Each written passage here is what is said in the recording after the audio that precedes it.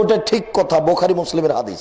রাস্তাটা হবে চুলের মতো সরু, রাস্তাটা জাহান্নামের উপর দিয়ে সেট করা হবে, রাস্তাটার দুই ধারে কালালিপ লোহার বাঁকা আকড়া লাগানো থাকবে। আপনারা কি ইদারা দেখেছিলেন? ইদারা মনে পড়ে? কুয়া, কুয়া, ইদারা। তো ইদারা কুয়াতে বালতি পড়ে গেলে তাকে উঠানোর জন্য একটা লোহার বাঁকা ছিল আকড়া, এটা মনে পড়ে আপনাদের? এইটা যেমন ওই পুলসিরাতের চতুর্দিকে তেমন লাগানো থাকবে। বুখারী মুসলিমের হাদিস, আল্লাহ রাসূল বলছেন, পার হতে বলা হলে কেউ পার হবে বিদ্যুতের মতো, কেউ পার হবে ঘোড়ার দৌড়ে, কেউ পার হবে আপনার উটের দৌড়ে, কেউ পার হবে হেঁটে। আর পার হওয়ার সময়তে যারা পাপী তারা আটকা পড়ে যাবে, নিচে পড়ে যাবে, নিচে জাহান্নাম। এটা একটা পরিস্থিতি।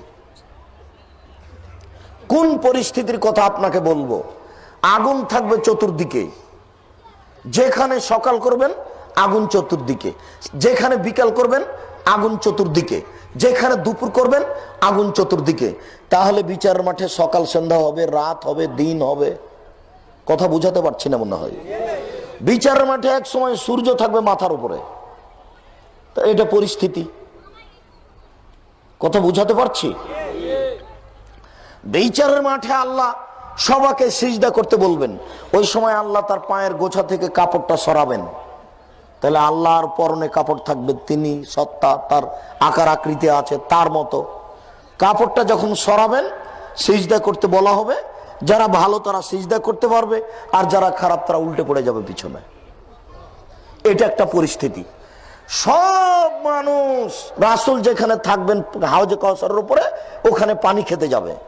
যারা ভালো তারা পানি খেতে পারবে, আর যারা ভালো নয় তারা আর ওখানে পানি পান করতে পারবে না। তাদেরকে ধাক্কা দিয়ে অন্যদিকে নিয়ে যাওয়া হবে।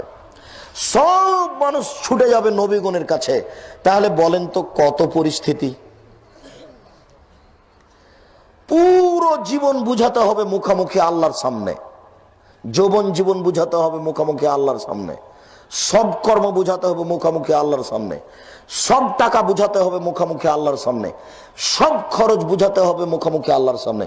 দেখেন তো কত পরিস্থিতি। আপনি ভুলে গেলেন আপনাকে আমি কি বুঝাচ্ছি।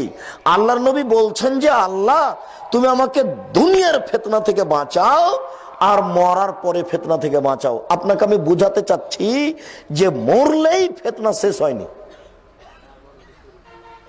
ফিতনা আরো শুরু হলো।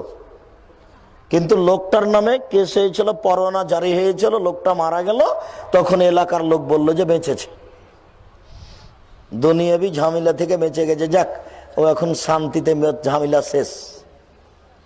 কিন্তু ও তো আর কিয়ামতকে জানে না, ও তো কবরকে জানে না। কত